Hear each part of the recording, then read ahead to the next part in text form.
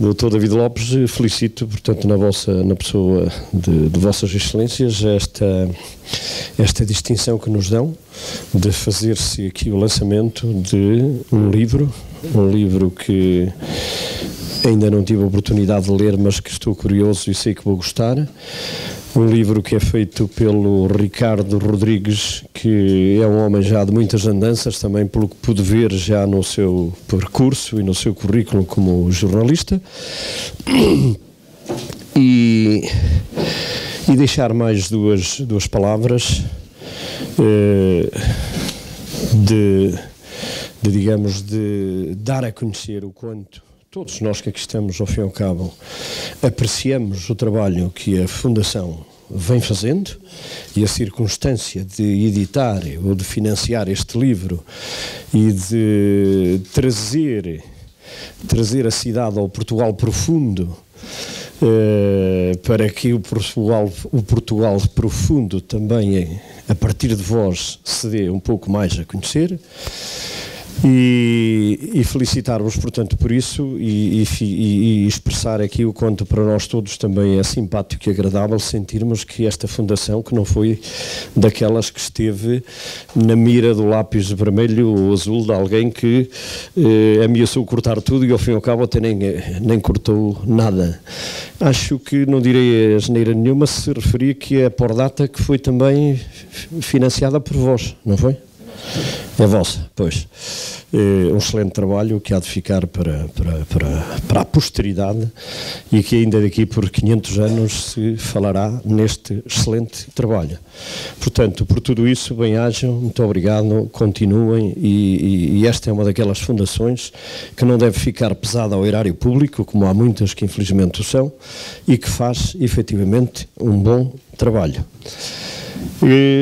Felicito e cumprimento, portanto, o autor, que ainda não tendo a oportunidade de ler este livro, tive a oportunidade de ler o Bicho e fico satisfeito que mais uma vez não abandone esta temática, porque é de todo insustentável que se continue a considerar o lobo como um bicho mau.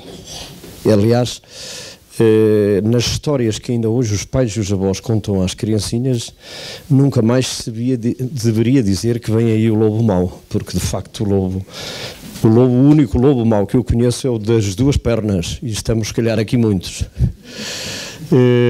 Essa temática que é importante, agora que os lobos também quase diria que acabaram, e anda por aí também uma doença espalhada território abaixo, dizendo que os lobos que estão aí a infestar e a dominar por tudo quanto é sítio, isso é falso, isso é mentira, infelizmente é uma mentira. E deixo a última palavra para a nossa jornalista, a Cândida Pinto, que nos habituamos a ver nos palcos das guerras, e queria lhe dizer que é bem-vinda ao território, como todos, gostamos também de vê-la aqui. Ao Sr. Presidente da Câmara as amáveis palavras, assim como as demais autoridades aqui presentes. Gostava de agradecer a presença aqui na mesa, acho que todos são subejamente conhecidos. E em breve darei a palavra à Cândida Pinto, portanto não vou tirar muito tempo, porque querem ouvir a Cândida Pinto e o autor, não é para me ver a mim que estão aqui, mas gostava sim também de referir que este é a primeira vez que a Fundação faz a apresentação pública de um livro fora de Lisboa. Isso tem a ver evidentemente com o tema do livro, mas tem a ver também com uma aposta que a Fundação tem feito desde o ano passado e vai fazer este ano, de organizar eventos, quer em termos de apresentação dos seus livros e ensaios, quer em termos do encontro anual, fora de Lisboa. Essa é uma vontade do fundador e é também uma vontade da Fundação. E nesse sentido queria agradecer a presença de todos, nomeadamente aqueles que vieram de perto, mas também aqueles que vieram de longe, a comunicação social, para estar aqui connosco, como já foi dito aqui, no Portugal Profundo. Acho que nos sentimos todos muito bem aqui neste Portugal Profundo. E nesse sentido, e sem mais delongas, dava a palavra à Cândida Pinto. Boa tarde a todos. É um prazer estar aqui, agradeço o convite. Nós estamos aqui porque fomos todos convocados pelos malditos. É um título, um nome ousado, inquietante e que nos faz querer saber mais sobre quem são e o que fará destes seres malditos, quer os lobos, quer os homens, e é disso que se trata. Se repararem bem, este olhar luminoso da Velã e também o pelo branco que rodeia o focinho, este desenho irresistível da capa, é de outro talentoso amigo nosso, amigo do Ricardo também, que é o desenhador André Carrilho. Eu creio que concordam comigo se eu disser que está bonito por fora o livro, não está? Por dentro também. Nós estamos aqui nestas terras do topo de Portugal, um cenário da magnífica história da loba Cleópatra e também de outro lobo, do Trevo, mas essas histórias creio que as conhecem certamente muito melhor do que eu, por conhecerem a história delas e por as terem vivido aqui no vosso dia-a-dia. Nós viemos por esse país acima, na caminhoneta da Fundação Francisco Manuel dos Santos, uma longa viagem, muito agradável, com o autor, que é também o meu grande amigo, Ricardo Rodrigues. Só ele para nos convencer a conhecer estas histórias no sítio onde elas acontecem. E ainda bem que ele nos trouxe e que nos convocou até aqui.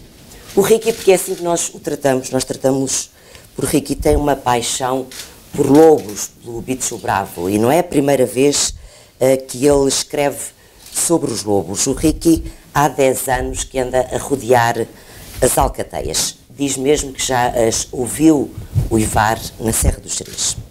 Ele tem também essa paixão por pôr as botas a caminho e por cheirar, olhar, ouvir, mergulhar nos sítios, entender as histórias que fazem dele o repórter que nos dá orgulho. Por isso mesmo, ele logo no início do livro deixa-nos com um alerta quando ele escreve o seguinte: há uma raiva secular entre os últimos resistentes da paisagem brava, os lobos e os pastores. Quer com isto dizer que há cada vez menos pastores e que há cada vez menos lobos, que ambos estão cercados numa arena, numa área, num território circunscrito, delimitado, e estão ambos numa luta mortal. Ele, o autor, dá-nos 4 sujeitos protagonistas, ou seja, dá-nos sujeitos e protagonistas diferentes e dá-nos 4 capítulos. Os sujeitos, os protagonistas são os lobos e os homens, depois dá-nos ações que ele considera de guerra e de paz. Eu nunca vi um lobo. Diz o autor que neste país de 10 milhões de habitantes há 300 lobos. Que o tempo médio de vida de um lobo selvagem será de 6 anos, mas se estiver no cativeiro chegará aos 10 anos. Que no comprimento deste animal será mais ou menos equivalente à estatura, à altura de um homem adulto, ou seja, ali entre 1,70 m e 1,90 m, mais ou menos, por aí. Eu nunca vi um lobo, porquê? Porque eu não venho muito cá acima, é verdade, não venho cá muitas vezes acima, ao topo do país, e eles não existem na parte sul do país, de metade do sul, de metade do país para baixo. Ou seja, as cerca de 60 alcateias que persistem e vivem por aqui, nesta zona do Gerês e de Montezinho, e também um pouco abaixo do Douro. As alcateias, de acordo com o autor e com os biólogos que eu fui conhecendo e ouvindo, entretanto, têm hierarquias apertadas, rígidas. Os lobos sofrem de amores tumultuosos, a loba só entra em cio uma vez por ano, as lutas dos lobos pelas damas são ferozes, há um casal dominante, o casal alfa, e é ele que domina a alcateia e que se reproduz. Então, é por aqui, neste território onde estamos, que tudo se passa. Os malditos do Ricardo Rodrigues passam-se exatamente nesta zona onde estamos. E os bichos deste livro têm personalidade própria, têm nome. É uma coisa que eu gosto, de facto. E procurei saber como é que é dada esse nome, essa personalidade aos lobos. E fiquei a saber, pela Helena Rio Maior, que é a Urzeira, uma das lobas, uma das histórias do livro, chama-se assim devido ao local onde foi encontrada. o autor traça um pouco a biografia da Urzeira, ou seja, da sua mãe, Naia, que a conseguiu salvar de um incêndio, que lhe deu vida e que depois que a conseguiu salvar. Mas a Urzeira, com a vida mais ou menos instalada no Gerês, acabou por cair numa armadilha, foi ferida numa pata dianteira. E depois acaba por ser salva por estes anjos, seres, entidades humanas protetoras que querem continuar a insistir para que os lobos vivam, os biólogos que continuam a olhar, a focar nos lobos. E a odisseia dessa viagem da loba ferida do Gerês até Vila Real, para que a vida não lhe escape, para que lhe salvem a vida, vale a pena, e eu vou ter que ler, vão ter que ouvir um bocadinho, porque o relato é delicioso. 10h30 da manhã, Urzeira é colocada sobre uns cobertores na mala traseira do veículo. Tapam-lhe os olhos para não acordar em pânico e cobrem-lhe o corpo para permanecer quente. Ricardo segue no banco de trás. A mala com as agulhas e os sedativos a postos, o animal não podia recuperar consciência antes de chegar ao destino. Tenta ligar para a Universidade Transmontana para prepararem a sala de operações. Não tem rede. Helena, Rio Maior, segue ao volante, mas não pode conduzir demasiado rápido. Afinal, está a transportar um bicho ferido. É dia 6 de fevereiro de 2012, faz frio e nevoeiro. 11h50. Helena consegue estabelecer a ligação para a Faculdade de Veterinária da UTAD. Do outro lado da linha atende Filipe Silva, vice-diretor do hospital, que lhe promete estar a postos para a cirurgia. De repente, ouve-se o barulho de um pneu rebentado, o carro teve um furo. O sedativo de Urzeira é reforçado. Dirigem-se logo à aldeia de Soajo para trocar de carro. 12h45. Urzeira é colocada no banco de trás do jipe de Helena. Quando arrancam, a bióloga vai-se desdobrando em telefonemas. Há possibilidades do animal não precisar de passar o resto da vida em cativeiro. Já tinha, afinal, aprendido a caçar e, se a pata recuperasse, teria boas hipóteses de voltar ao estado selvagem. Um cientista, nestas alturas, também reza. 2h, paragem em Ponte de Lima. Na clínica veterinária mais próxima é feita a primeira avaliação. Um raio-x confirma a fratura exposta na pata dianteira, mas há boas possibilidades de recuperação. Urzeira é analisada de uma ponta à outra, não tem mais lesões. Tem a dentição completa, o que não deixa de ser um bom sinal. Como é que um predador sobreviveria sem armas para caçar? A loba volta a ser sedada e colocada numa jaula, é de novo transportado para o carro. Já passa das 5 quando se fazem à estrada. E agora vai mais um veterinário com eles para monitorizar os sinais vitais do bicho. Do outro lado do telefone, a UTAD avisa que está preparada para operar. 8h. O carro entra no campus da universidade e a jaula de Urzeira é levada para o bloco operatório. Helena avisa que o animal não deve ser o menos intervencionado possível, já a pensar numa possível devolução à natureza. Quaisquer contactos com humanos são nocivos, há que evitá-los ao máximo. É operada de imediato. Os veterinários colocam-lhe uma prótese de alumínio na pata. Não é uma cirurgia complicada. O que pode ser complicada é a recuperação. 10h30. A cirurgia termina. O prognóstico é bastante animador. Enfim, esta luta por, depois desta cirurgia, enfim, que é um caso que eu achei muito interessante. Esta luta, de facto, ela consegue ultrapassar a cirurgia e os biólogos colocam-se nessa luta por devolver a loba ao seu estado selvagem. E conseguem, enfim, apesar de todas as dificuldades que a Urzeira vai sentir a seguir, porque, enfim, ela fica afastada da alcateia durante algum tempo, ela consegue, pelo menos nessa altura, fazer-se ao mato. Se querem saber o que aconteceu à Urzeira, pois basta mergulhar os olhos nas palavras dos malditos, porque não vos posso aqui contar tudo, como devem imaginar. Até porque, se o autor se mete na pele do lobo para fugir aos humanos ou para, enfim, para nos dar esta surpresa que é imaginar o ponto de vista dos lobos, como é que os lobos olham para os homens, enfim, ele veste aqui um bocadinho essa pele dos lobos. O mesmo autor dá-nos também o ponto de vista do outro lado.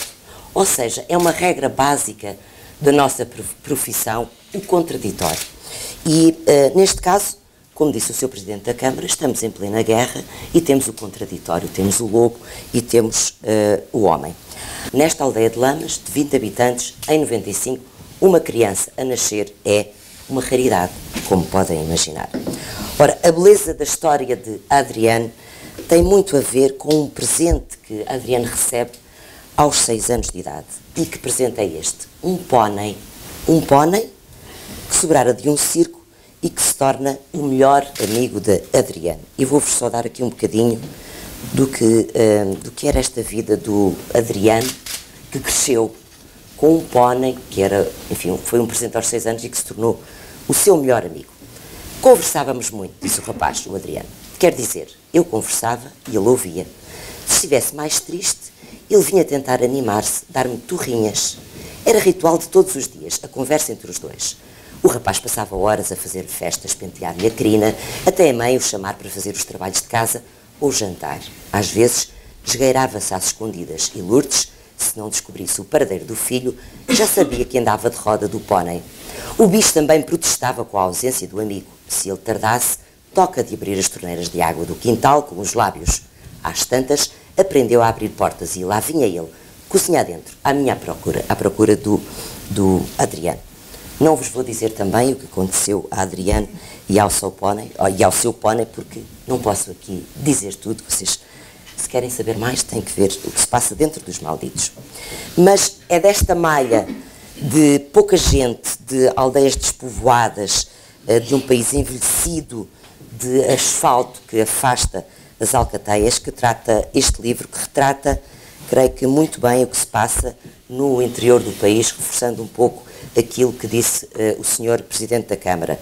E voltando aqui a uma pequena passagem, eu creio que há várias passagens onde o Ricardo retrata muito bem esta questão do despovoamento e esta questão desta luta brava entre os que cá ficam, que são cada vez menos. E é essa questão de número que aqui tem uma importância vital. Diz o autor, Ricardo Rodrigues. No Corno do Bico cabe toda a história do interior português. É uma terra de velhos. A canalha fez-se mais escassa que a neve. Os braços tornaram-se menos que os lameiros e, por isso, os campos deixaram de ser lavrados. Este é o país que nasce e morre em agosto, ao ritmo das visitas dos imigrantes. E até esses vêm cada vez menos. Já têm filhos em França, já lhes custa deixar os netos na Suíça e as estradas que fazem o caminho para as origens são longas, caras, ainda mais agora que as exportações aumentaram, que a comida e o vinho lhes chega à casa sem portagens, lhes matam um bocadinho as saudades. O alcatrão veio sim, mas não trouxe nada, só levou. Neste interior, este cenário de guerra de que falava o Sr. Presidente da Câmara, que se instala, é claramente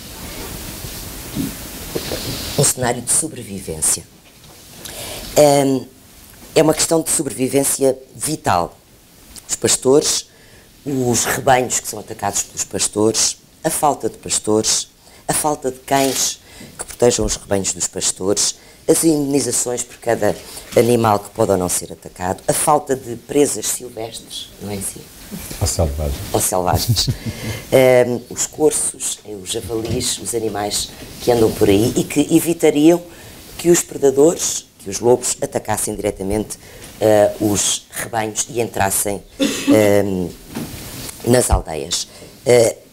E todo este cenário que o Ricardo nos vai dando mostra-nos também este território que se torna muitas vezes inóspito. Nós hoje andámos de manhã um passeio fantástico aqui na zona de Monte Alegre, vimos cenários extraordinários, muito bonitos, uma beleza enorme, mas muito desertificados.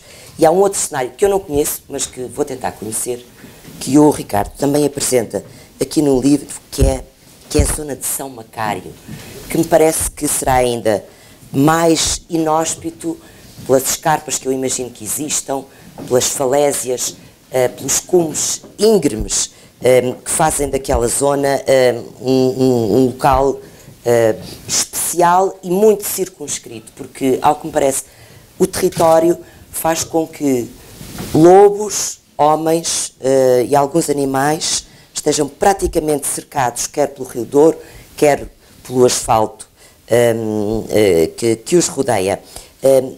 Numa dessas localidades, numa aldeia desta zona de São Macário, Covas do Monte, existem 1000 cabras e 48 pessoas. Isto até faz um bocado de confusão. Os lobos costumam investir bastante sobre o gado, de tal maneira que uma das pessoas que o Ricardo Rodrigues conheceu tem este discurso incrível. Chama-se João de Almeida, é conhecido por o Mata-Lobos. E disse ele ao Ricardo: eu matei 10 lobos quando era mais novo, agora tens de ser tu a apanhá-los. Antes do nascer do sol, os bichos vão sempre beber água ao ribeiro. Penduras-te numa ramada, esperas com a caçadeira e dás-lhe chumbo. Se estiver uma cria, agarra-la pela cauda e bate-lhes com a cabeça numa fraga que logo dás conta dela. Era um favor que fazias a toda a gente. Este bicho é o demónio. Ora bem, esta questão do demónio leva-nos para outras questões que são levantadas no livro e que eu não vou desenvolver porque fazem parte de uma outra casta que eu creio que o Ricardo ou outras pessoas aqui estarão mais habilitadas para falar delas do que eu, que é toda a mitologia, os demónios, os lobisomens, as almas penadas dos lobos que andam por aí, as fadas dos lobos, as mulheres que controlam as alcateias, essa história da Cleópatra e a do Trevo, que não tem a ver com, enfim, com a mitologia, que é uma história muito verdadeira, muito bonita aqui de Montalegre. E todas estas histórias fazem, creio eu, de Malditos, um livro que se lê muito rapidamente, porque está repleto de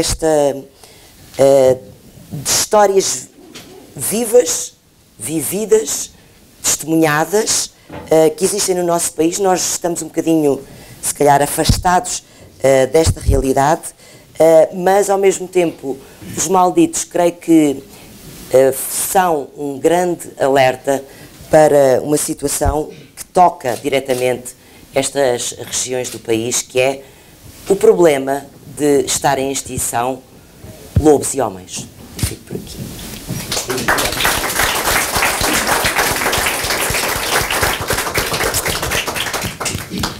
Eu passava a palavra aos nossos biólogos. Helena. Bom, eu diria que a pior coisa que podem pedir a um cientista é que diga palavras bonitas, porque não estamos todos habituados a isso, mas neste caso acho que será natural felicitar o Ricardo Rodrigues, que fez um trabalho, quanto a mim, excelente, que mostra muita realidade, mostra como o lobo é, e é um predador, e portanto tem que matar para comer, e isso é incontornável. E é da nossa responsabilidade apenas manter, conservar esta espécie. Felicitar também a Fundação por trazer este tema ao público em geral, e acho que vai ter uma abrangência e vai chegar onde outros trabalhos, sobretudo a nível científico, não chegam. E, portanto, é muito importante este tipo de trabalhos para a conservação do lobo. E, como todos sabem, é uma espécie que está em extinção e, portanto, todos os esforços serão poucos. A conversa, as longas horas de conversas que tive com o Ricardo traduzem um bocadinho o trabalho que eu estou a fazer, que eu e a minha equipa estamos a fazer. Estamos a produzir um artigo científico com duas das histórias que estão neste livro, e a conversa equipara-se e a comparação entre o artigo e este livro equipara-se à conversa que eu tive com o Ricardo, ou seja, eu contava-lhe histórias com muitos pormenores científicos, mas sem grande interesse, e o Ricardo conseguiu captar completamente toda a essência dessas histórias, escarafunchar o lado mais emocional das histórias, que é uma parte que os investigadores devem até negligenciar um bocadinho. Nós nem deveríamos dar nomes aos lobos, para não criar, aos lobos que marcamos, para não criar uma relação emocional, e portanto o Ricardo conseguiu completamente captar essa parte e pô-la no livro que eu considero fenomenal. Sem dúvida este livro é um exemplo disso, mas não só este livro, também a minha longa convivência que já vem com o Ricardo, que se iniciou já há uns bons 10 anos atrás, com o seu primeiro livro com a temática dos lobos, em que acompanhou ou que focou bastante o trabalho de investigação que na altura desenvolvia aqui em Montalegre, e que me permitiu passar aqui muito mais tempo do que na atualidade passo. E agora este livro que foca muitos também dos trabalhos que temos estado a desenvolver e que consegue, saltando um pouco ou focando vários pontos da área de distribuição do Lobo, este pequeno livro, no seu conteúdo ou no seu formato, consegue resumir em 4 histórias passadas em 4 pontos distintos da área da ocorrência do Lobo, consegue resumir tudo o que é o conflito entre estes dois mundos, que o Ricardo retrata tão bem, e que tantas vezes vêm para a comunicação social e tantas vezes são alvo de indignação nas populações rurais. Nesse sentido, os meus parabéns ao Ricardo, os meus parabéns também à Fundação não só pela edição do livro, mas pelo seu lançamento em plena área de distribuição do Lobo.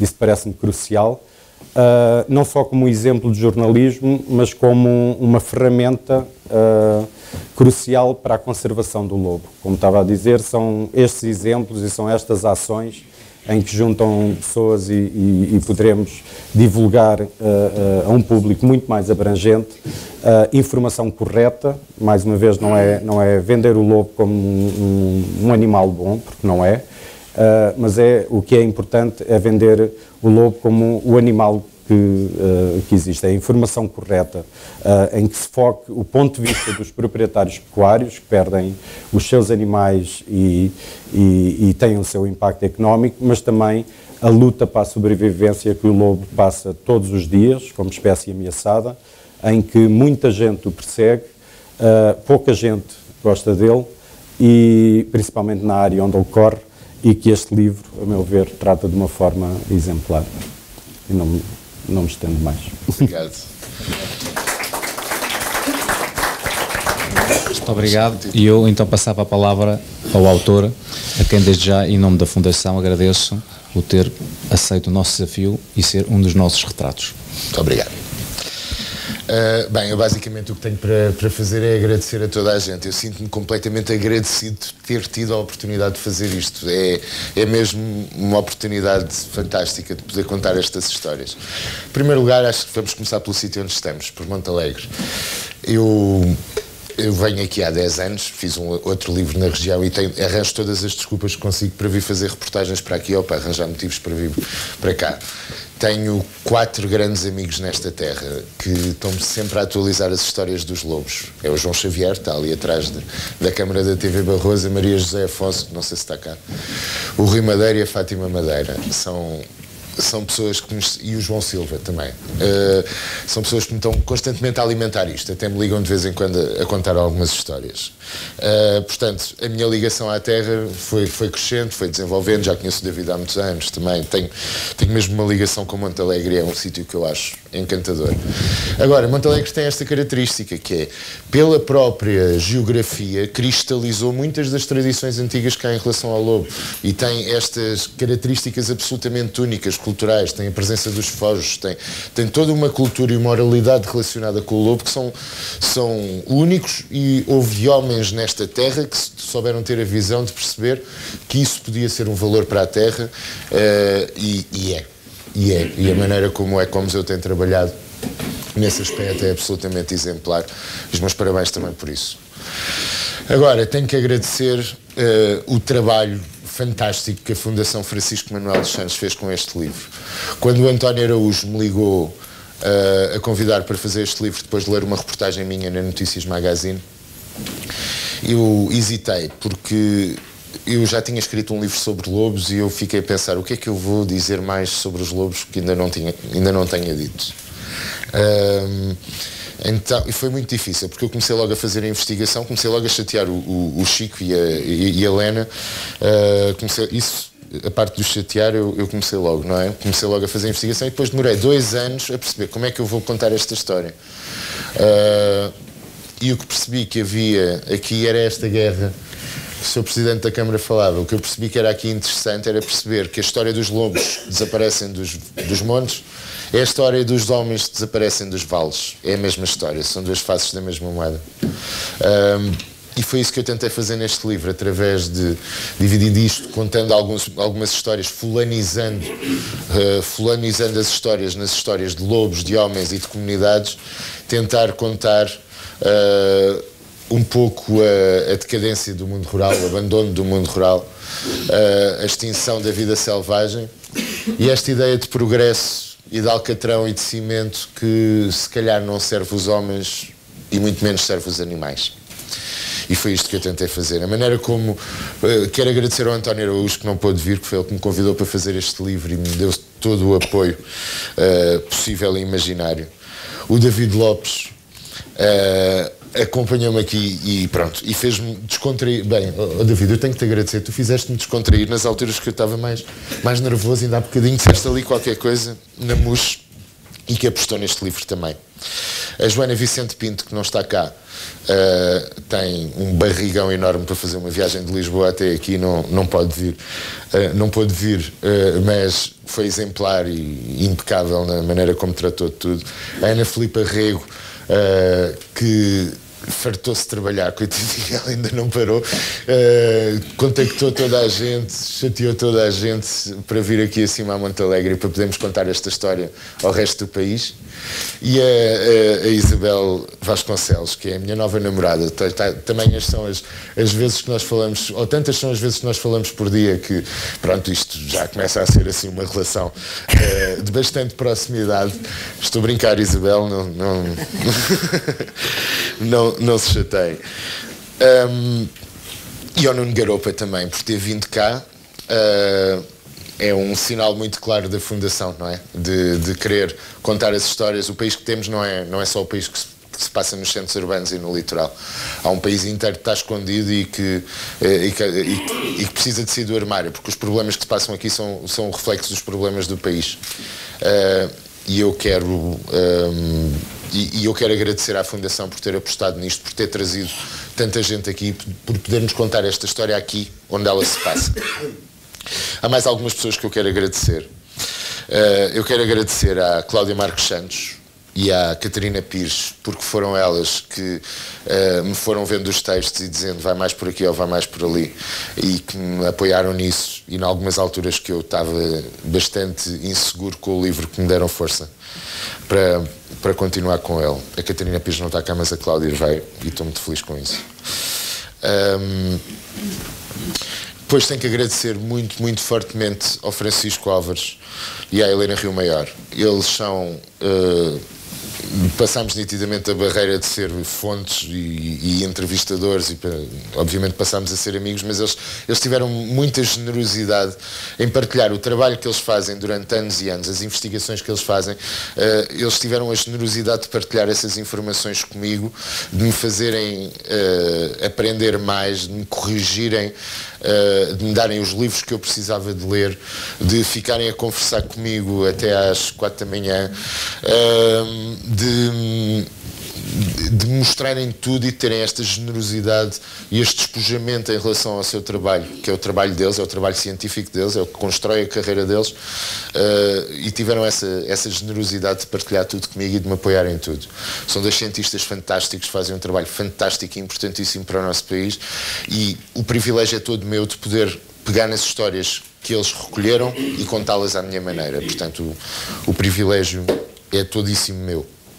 Tenho que agradecer esta linda capa ao meu amigo André Carrilho, que leu o livro nitidamente antes de fazer o desenho, e fê-lo da maneira mais espetacular possível. Uma parte da história passa-se em Montalegre, e já expliquei que considero Montalegre o epicentro desta guerra que temos aos lobos. Há 2 anos, 3 anos, um lobo foi apanhado na aldeia de Meixedo com um laço na pata dianteira direita. Salve. Traseira. Obrigado. Está aqui o Domingos Moura. Eu ia falar de si. Eu ia falar agora de si. O veterinário municipal Domingos Moura levou o lobo para casa, cuidou do lobo, mas se há para mim heróis nesta terra, estão ali, é o Lucas, o Vitor e a Sara, que foram os 3 miúdos que quando o povo queria dar cabo do canastro aos lobos, que chegaram e disseram: não senhora, ninguém me toca nos lobos, os lobos são animais selvagens e têm direito a estar cá. Portanto, os meus heróis são eles três. E os heróis desta história são eles três. Mas palmas para eles. É-me profundamente o jornalismo, é-me profundamente a profissão que tenho. O Gabriel Garcia Marques dizia que era o melhor ofício do mundo.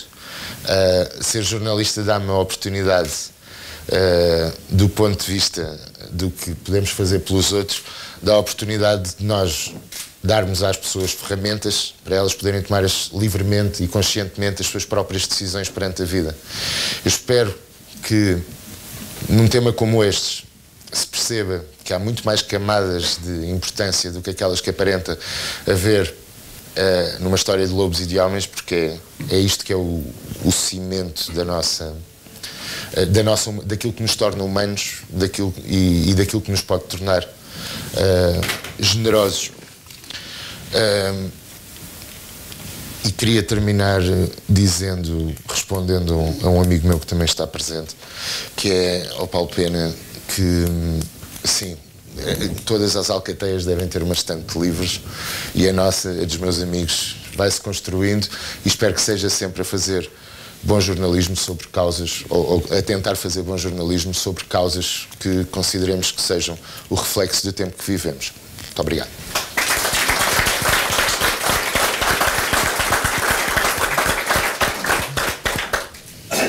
Ricardo, muito obrigado. Se me permites, abrimos agora ao público.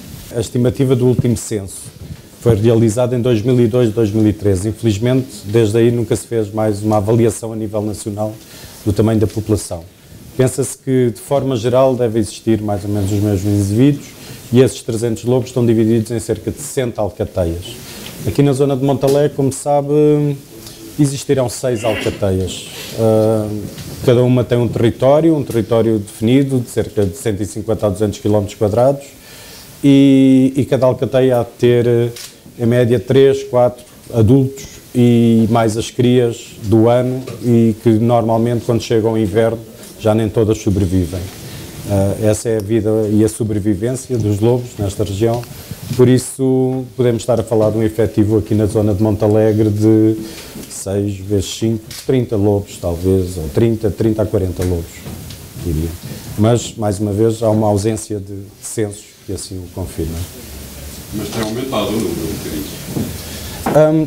Não é uma questão de aumentar. Há vários fatores que fazem com que pareça que há mais ataques, como muito bem disse o professor Orlando há pouco, e que se gera esta alarme social. Quanto menos pastores há e menos rebanhos, mais parece haver mais ataques, porque eles só estão a atacar os mesmos rebanhos. Isso é logo um bom indicador que parece que há mais ataques. Há décadas atrás havia tantos rebanhos, tão grandes, que, primeiro, muitos ataques e muitas cabras ou ovelhas mortas nem sequer se davam por elas. E depois, o impacto predatório do lobo era tão diluído pela comunidade que parecia que nem havia assim um problema tão grande. Agora, quando estamos a falar em algumas aldeias, 1 ou 2 rebanhos, 1 ou 2 proprietários de gado, claro que os ataques que são feitos nessa zona parece que dá a percepção de que há muito mais lobos.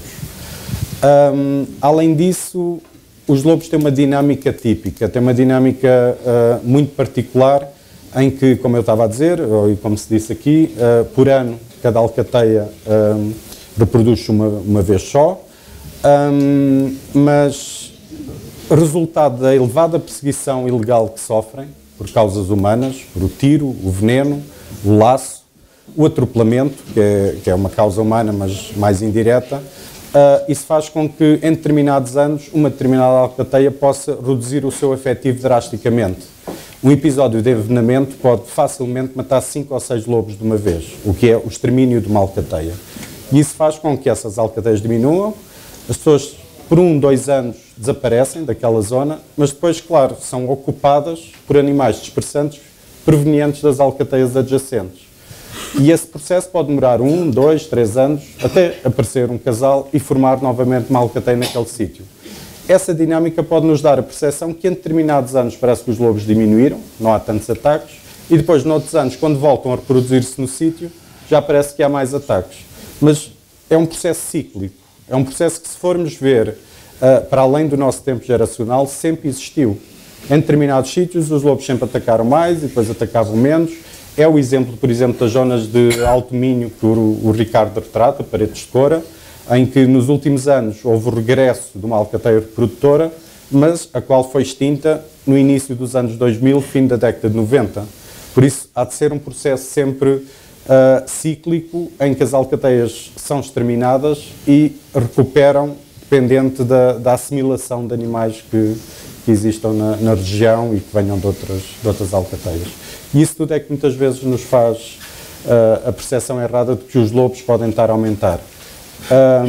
O lobo sofreu em Portugal uma redução drástica da distribuição durante o século XX. E isso também é um indicador de que é um animal extremamente suscetível à perseguição humana. É um animal que, pela ação humana, seja a ação no habitat, pela destruição do habitat, ou seja, pela perseguição, pode tornar-se suscetível ao ponto de, em 3 décadas, reduzir para menos de metade a sua área de distribuição, como aconteceu em Portugal.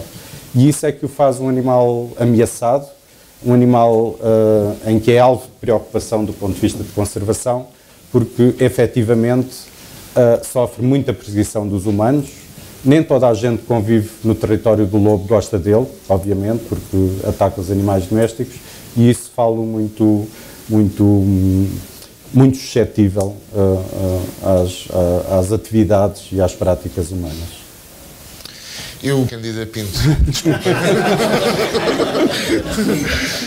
Pronto, nós somos amigos, mas quer dizer, desculpa. A Cândida teve a generosidade. A Cândida é uma das jornalistas que eu mais admiro. Eu acho que é uma das jornalistas que todos nós mais admiramos. Ela teve a generosidade e a amizade de vir cá acima falar de outra guerra que não é a dela. E eu tenho que lhe agradecer ela ter falado as palavras que ela disse e ter revelado ao mundo que tu me tratas por Ricky, obrigado.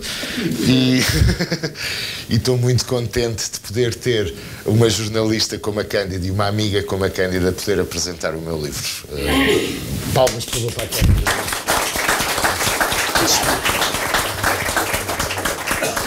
Um agradecimento especial por manteres a amizade por esta terra e as visitas que eu tive o prazer de conhecer também com o Francisco, que foi quem fez a ponte e criou a amizade entre nós. Tens feito um trabalho fantástico nesta região. Aprendi a respeitar o teu trabalho muito na lógica do antropólogo e do etnógrafo, que acho que consegues passar muito bem nas tuas reportagens, que nem sempre é fácil para um jornalista. E agora um desafio a 3. O lobo é um animal fantástico e atrai qualquer um de nós. Será que uma região como esta pode e deve ver neste ícone um produto turístico? Para ti que estás em Lisboa, com pessoas que têm uma percepção do tal mundo interior, eu não gosto de lhe chamar profundo, que é bastante alto, não tem nada a ver com isso. É verdade. É possível trazer mais vezes a Cândida a Montalegre, ouvir histórias de lobos, ver sítios onde os lobos andaram? Não tenho a menor dúvida. Eu acho que a maneira como Montalegre pegou na sexta-feira 13, não é? Que é uma coisa que foi. Esta terra é mística e tem uma aposta muito forte nas coisas místicas. Eu diria que o lobo é ainda, como a sexta-feira 13 está-se a tornar uma tradição tão forte aqui, o lobo tem ainda mais potencial, porque é uma coisa genuína, autêntica da terra. As bruxas não sabemos se existem, mas que existem. Mas os lobos sabemos e sabemos que eles estão cá. E há monumentos no meio da serra, e há golas de lobo, e há tradições preservadas. E isto é um património valiosíssimo, que acho que sim, que é fascinante. Eu acho que o lobo é um animal fascinante, faz parte do nosso... É um animal que mexe connosco, não é? O lobo tem tanta representação, normalmente malévola, tem tanta representação como o guardião das portas do inferno, como o lobo mau dos três porquinhos ou do capuchinho vermelho, como um animal tão forte e tão temido que tem todas as potencialidades para mexer connosco e fazer-nos vir aqui, fazer-nos a nós urbanitas, lisboetas ou portuenses ou de onde quer que seja, por causa dos lobos. E Montalegre tem isso à sua disposição. Acho que sim, acho que é uma ideia muito inteligente de fazer também as pessoas perceber que o lobo lhes pode trazer vantagens. E depois também dá cabo dos javalis, que é uma coisa que é importante aqui para quem tem campos de milho, não é? A milho e centeio aqui. Não, centeio. Mas também dá cabo dos centeios, não dá? Também há milho. E o lobo, mais do que poder ser esse polo de dinamizador do desenvolvimento rural e de fonte de rendimento económico através do turismo de natureza, que não seja também só com o objetivo de poder-se observar o lobo ou poder observar o património cultural associado ao lobo, mas o lobo, sem dúvida, pode ser utilizado como símbolo do património natural tão rico, tão diverso e único, com tantas espécies, ou sejam endémicas, que significa que não existem mais lado nenhum do mundo, ou espécies com restrições, com distribuições muito restritas em Portugal, que só ocorrem praticamente aqui no Concelho de Montalegre, e o lobo pode ser um exemplo desse património natural e pode também ser o exemplo do rico património cultural. Por isso o lobo pode ser mesmo utilizado como cartaz turístico do que é a identidade na cultura popular de um povo e o que é também o território e o património natural de uma paisagem tão bem conservada. E talvez o lobo possa ser utilizado para esse fim, não tanto com o objetivo de ver os lobos, mas depois de ver toda essa paisagem, todo esse património e toda essa cultura. E eu acho que o lobo tem esse poder de reunir aqui numa sala uma série de gente, de dinamizar uma apresentação de um livro com a magnitude que está a ser esta. É um animal que não deixa ninguém indiferente, por isso é perfeito para poder ser usado, já que é usado tantas vezes como um bode expiatório de algo mau, que seja também usado como um símbolo daquilo que é bom e de que é único. Tal como eu disse, no inventário sobre fojos, através do Ecomuseu que fizemos há uns anos, creio que identificámos 40 fojos no Concelho de Montalegre. Possivelmente o Concelho de Montalegre é o concelho do mundo, porque os fojos é um património cultural e é um exemplo de património construído com maior expressão, em que o sítio de maior expressão a nível mundial é o noroeste da Península Ibérica e, aparentemente, o Concelho de Montalegre é, dentro desse território do noroeste ibérico, dos sítios que têm maior diversidade de fojos, em que não é só pela diversidade das estruturas, muitas delas estão em ruínas, é verdade, mas é também pela diversidade de tipologias, por ter ainda muitas populações e terem pessoas que se lembram das últimas batidas, por isso todo o modo de funcionamento dos fojos ainda está na memória da população. Um bom exemplo é o Foz de Fafião, onde se encontra ainda pessoas que se recordam das últimas batidas, e creio que, sim, com 40 fojos há muito para fazer, mas o Concelho de Montalegre penso que também é um bom exemplo, com iniciativas não só do Ecomuseu ou da Câmara, mas também do ICNF, em que temos, penso eu, no Concelho de Montalegre, 4 fojos recuperados, representando as principais tipologias. O Foz de Fafião, o Foz de Parada, um exemplo de um Foz de cabrita monumental. Possivelmente o Foz de Parada é o maior Foz de cabrita do mundo, também, pelo registro que temos, e temos mais de 200 fojos inventariados. Quando digo do mundo é fácil, porque, como disse, só existe no Noroeste Ibérico. Mas isto só para chamar a atenção que é um património único.